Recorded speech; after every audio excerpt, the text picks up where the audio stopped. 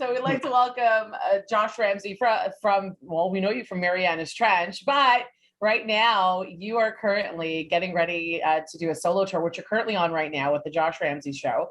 You have a brand new album out, like exciting times for you. Yeah, a lot going on. This is amazing. You got to collaborate with some other amazing Canadian talent. What was that like? It was really exciting, you know, because I most of the songs I wrote for specific people, and then, you know, the pandemic was going on and everything, and so I wrote the songs and I sent them out to everybody, sort of fully produced and basically finished, and just needed extra vocals. And when people started to send back their vocals, that's sort of really when all the songs kind of like took on a new life. So that was really exciting, having everyone's vocals come in and seeing the songs sort of take shape. I feel like that's when the real magic kind of starts to also happen. I mean, there's a songwriting process, but then when you hear everyone else's take on a song, it must be exactly. cool. And you can't really predict what another singer is going to do and how they're going to interpret. And so, yeah, that was like kind of my favorite part about doing the record, for sure. And the title, The Josh Ramsay Show, I feel like there may be a bit of a joke there, because I can't imagine how difficult it is to name your children. But the Josh Ramsay Show is like such a perfect name, but like, how did you settle on that? Because, you know, I feel like you must have had so many options and you're like, you know what, scratch it all. We're going with Josh Ramsay. Why mess it up? Kind of, but you're totally right. In like a joking working title type of way. Because I just felt like, since the album was sort of so all over the place and like sort of trying to cover a lot of different genres, I started to think that it felt kind of like a variety show, and that made me think of those old variety shows from like the 60s and stuff. And then I was just like, okay, well, you know, I'm playing all the instruments and I'm writing all this, what is this, the Josh Ramsay Show or something? And so it kind of was just like a joking working title that just stuck. And like future planning, maybe it'll turn into a TV show. You don't know. You never know. You're not busy enough. Yeah, right. Also, you played almost all the instruments yourself. Speaking of being busy, have you always been into playing in music? We know you as a singer. I mean, I do anyway.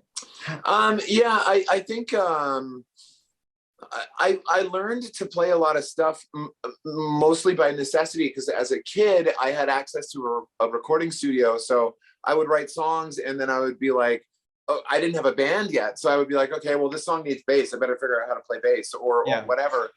So I sort of just picked up a bunch of stuff. And back in the beginning, when we were first starting Mariana's Trench, I did say to the guys, like, before we even released our first album, I was like, you know, at some point I'm going to want to do a solo record on the side where I play everything myself. So I kind of always had this in the back of my head as something I wanted to do. And then it was just kind of like, then quarantine happened and it was sort of just perfect timing. So it's a common misconception, I think, that when lead singers sort of branch out and do a solo record, that it's going to be looked down upon by other members of the band. Obviously, that's not the case here. No. But also that it's going to be a huge departure from what you normally do. Would you say that's the case here, or do you stay true to your Josh Ramsay brand? I think that's a really good question. The first thing I knew I didn't want to do was do like a quiet, introspective singer-songwriter record, because that is what I feel like that's what a lot of lead singers do. So I wanted to make a different choice. But I think that I think if people like Mariana's Trench, then there's some songs on there for that brand, but there's also a lot of different variety. I mean, I sort of made the choice of being like, it's a fine line, right? Like if you do a solo record, you either you run the risk of it's compared to your band and it just sounds like that, or you run the risk of alienating everybody and doing something totally different. What was that? Yeah, right. So I think I managed to avoid both of those things, because there's so many different genres on here that I feel like I feel like you know what it feels like to me? It feels like a different show by the same director. Okay. And maybe deeper, like now it can be your voice only. Like I know that sadly you lost a couple very close people to you over the past few years. I lost my mom a year ago, so I know how tough that is. And you got to express that in this album. I did. And it was very important to me that though I wrote a song for each of my parents, and it was very important to me that those songs felt like love and celebration and not like loss and grief. I didn't want to write those songs for them. I wanted to write fun, like uplifting, and sort of more like paying tribute than dealing with grief, you know?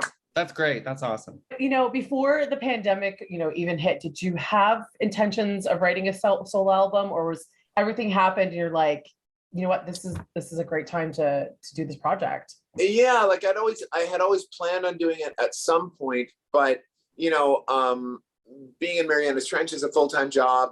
Writing songs and producing for other artists is also a full-time job. So I never really had the time to do it. And then like, remember like the beginning of the quarantine when it was like getting toilet paper was an issue or whatever, like that, that time where it was like, you absolutely do not leave the house. So at that point, it was just good timing for me because myself and the band couldn't get together anyway.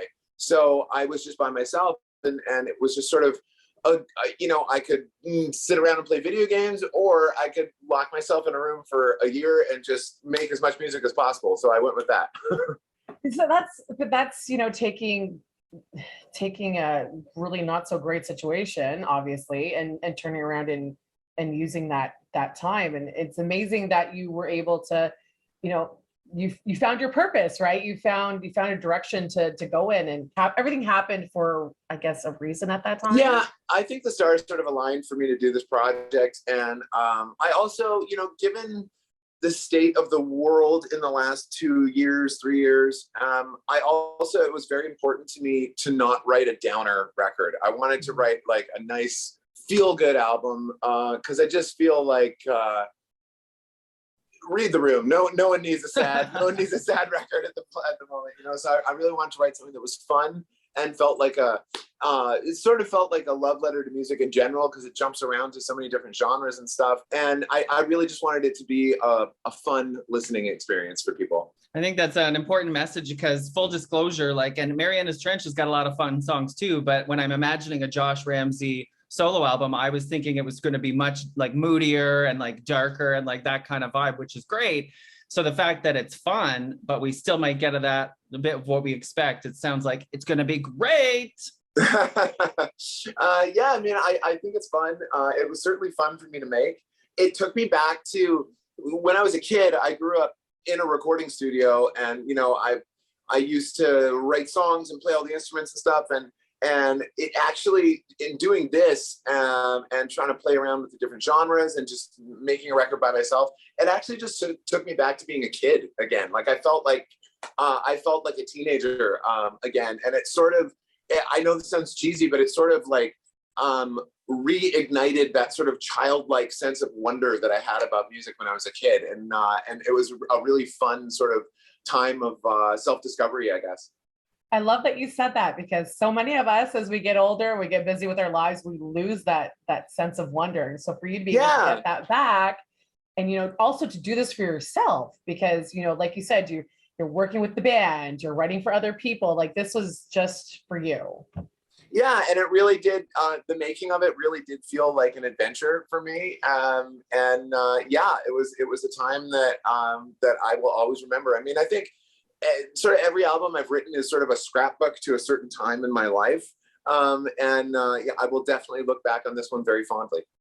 So when the solo, you know, tour wraps up, what are the plans next? Can we ask? Do you know? Yeah, so I'm basically juggling both projects at the moment, because I've got the solo tour on now, and then there's more solo dates coming that haven't been announced yet. There's going to be an American tour, and I think probably a European one as well. But at the same time, I'm also doing Mariana's Trench shows. So like throughout the summer, it's going to be like solo tour during the week and Mariana's Trench shows during festivals during the weekend. And I've also just started working on the next Mariana's Trench album as well. So I'm about 3 songs done on that, and lots to come. So just in case anybody was wondering why he's not the type to sit around playing video games. Yeah, fine. I just, you know what, guys, I have this,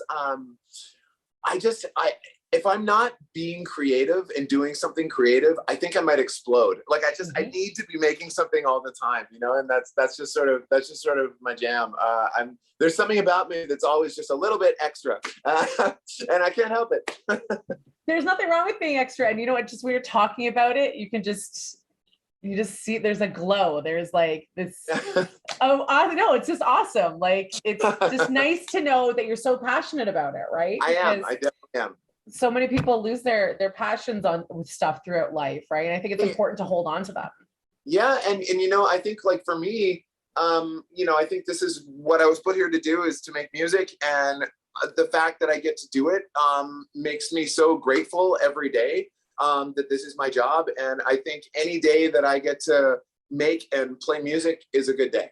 All right. Well, Josh Ramsay, you're in Kingston June 1st. Yes. Can you give anybody a little sneak peek, little tease? What can you tell us? It's a really fun show. I had to put, because there's so many different genres on the album, that really meant I needed a very diverse band, like people who could do a lot of stuff. So we have multi-instrumentalists in the band. It was also because there's so many duets on the album, for it to translate live, that meant I also needed to have other lead singers in the band as well. So it's a lot of fun. It's a bit of a different interpretation from what's exactly on the album, but we're having a great time every night. I told the band that they get to name the band name, which changes every night. So who knows what it's going to be tomorrow, but they're going to come up with something new tomorrow. Well, if you need anyone to play, you know, the triangle or a very basic instrument, Jesse and I are available. I don't know how good we'll be. We'll probably still screw it up, but I will keep that in mind. I can background dance. I've always wanted to be a boy bander. Yeah, I love it. That's the extent of his dance moves. It is. Well, it's better than me. It's still better than me. Thanks so much for having me, guys. I really appreciate it. Thank you. Yeah, looking forward to the show, and thank you again for jumping on video with us today.